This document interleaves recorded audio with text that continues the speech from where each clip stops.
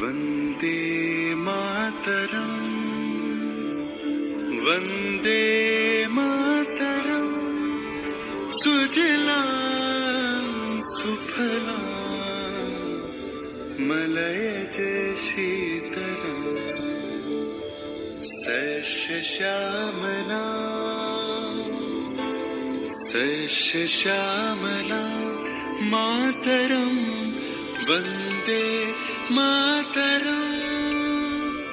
1908 সালের 11ই আগস্ট কিংসফোর্ডে বন্দে মাতরম বলার দোষে যে বালককে বেত মারার হুকুম দিলেন ব্রিটিশ সরকার, তারই পক্ষে দাঁড়িয়ে ক্ষুদিরাম বসু ও প্রফুল্ল চাকি সাহেবের ফিটন গাড়ি লক্ষ্য করে বোমা চালালেন মুজফ্ফরপুরে। সাহেব নিহত হলেন না, তবু নাবালক ক্ষুদিরামকে ফাঁসির হুকুম দেয়া হলো। জননী কুলহ তুলে পক্ষে শান্তনু বাস দেহ তুলে চোখে কাঁদিছে তব চরণ তলে 30 কোটি নর নারী।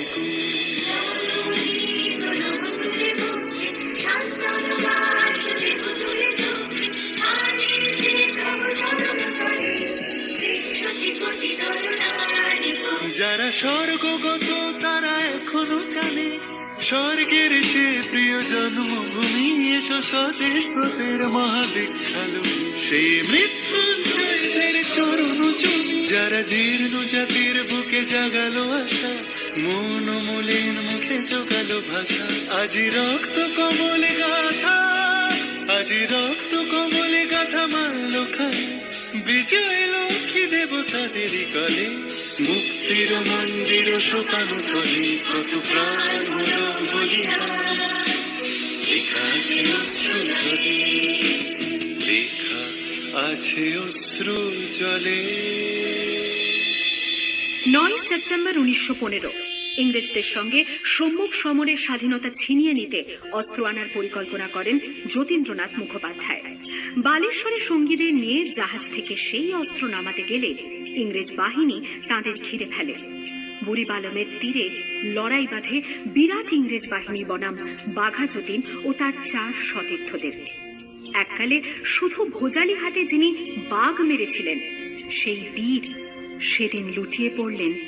আমি হাসি হাসি পড়ব ফাঁসি, দেখবে ভারতবাসী। ও মা হাসি হাসি পড়ব ফাঁসি, দেখবে ভারতবাসী। একবার বিদায় দে মা, ঘুরে আসি। 18 এপ্রিল 1918 মাস্টারদা সূর্য সেন ও তাঁর 65 জন শিষ্য মিলে পরিকল্পনা করে চট্টগ্রামে ব্রিটিশ পুলিশের অস্ত্রাগার লুট করেন এবং তারপরে লুকিয়ে আশ্রয় নেন জালালাবাদ পাহাড়ে। এর 4 দিন পর ব্রিটিশ বাহিনী খুঁজে বার করে মাস্টারদা ও তাঁর সঙ্গীদের। সেদিনের অস্তমিত সূর্য ছিল সূর্য সেনের রক্তের আহ্বান, শোনো আহ্বান, আসে মাত্রা বনু পেরিয়ে, দুস্তার বাধা প্রস্তার ফেলে বন্যার মতো বেরিয়ে। আহ্বান, শোনো আহ্বান, আসে মাত্রা বনু পেরিয়ে, দুস্তার বাধা প্রস্তার ফেলে বন্যার মতো বেরিয়ে।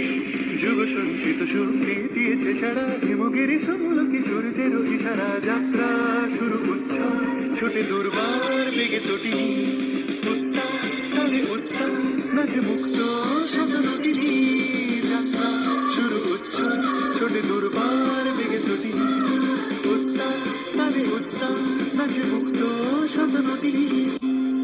8 ডিসেম্বর 1930 বিনয় বসু, বাদল গুপ্ত, দীনেশ গুপ্ত সাহেবী পোশাকে ট্যাক্সি থেকে এসে নামলেন রাইটার্স বিল্ডিং এর সামনে।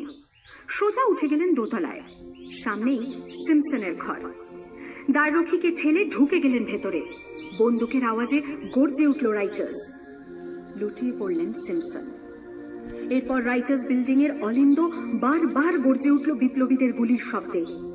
তারপর টেগার্ড সাহেব তার বাহিনী নিয়ে ঘিরে ফেললেন বিনয়, বাদল, দীনেশকে। তেরে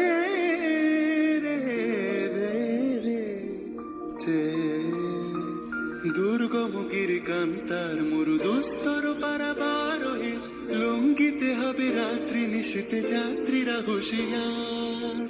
24শে সেপ্টেম্বর 1932 মাস্টারদা সূর্য সেনের মন্ত্রে দীক্ষিত প্রীতিলতা ওয়াডেদার 15 জন সশস্ত্র বিপ্লবীকে নিয়ে পাহাড়তলি ইউরোপিয়ান ক্লাব আক্রমণ করে আগুন ধরিয়ে দিলেন। ভারতীয় ইতিহাসের স্বাভিমানী মহারানীদের মতো নিজের আত্মমর্যাদা অক্ষুণ্ণ রাখতে সেদিন প্রীতিলতা ওয়াডেদার পটাশিয়াম সাইনাইড খেয়েছিলেন ব্রিটিশ পুলিশদের সামনে।